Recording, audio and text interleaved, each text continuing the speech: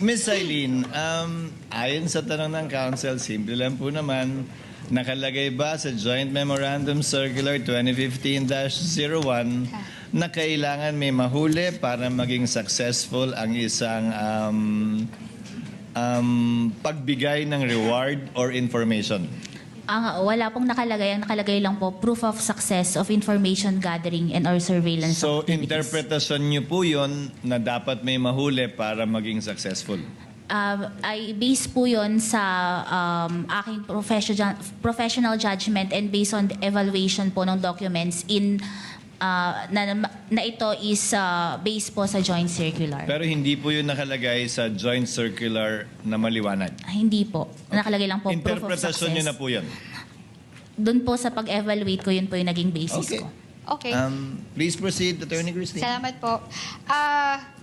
Okay, so sa tingin nyo, no, dahil gusto nyo dapat may huli, hindi part ng confidential activity yung crime prevention?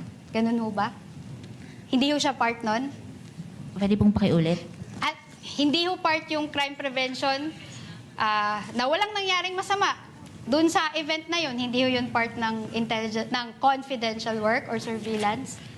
Hindi pa po siya sufficient as proof of success. Hindi siya sufficient. So, dapat talaga may mangyari na krimen at may mahuli para po may proof of success tayo. Kasi nga po, meron po yung for payment of information and payment of reward. So, yung payment of information, yun kasi yung nakakatulong dun sa... Simple lang naman yung tanong ko, Celine, no? What if walang nangyari na masama dahil nga sa ginawang confidential work? At nag-certify ngayon sila Chika na walang nangyari na masama. There was no untoward incident. Ano yan? Your Isn't Honor, we that object. a proof of success or not?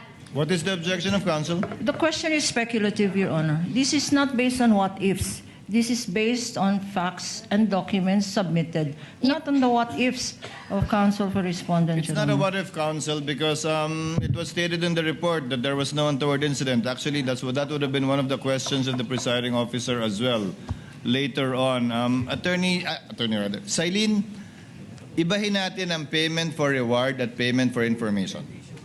Ang payment for reward, yun ang hinahanapan mo ng success. Opo, tama po. Yung payment of information, hindi mo hinahanapan ng success yun. Hindi po. Tama po ba? Opo, tama po.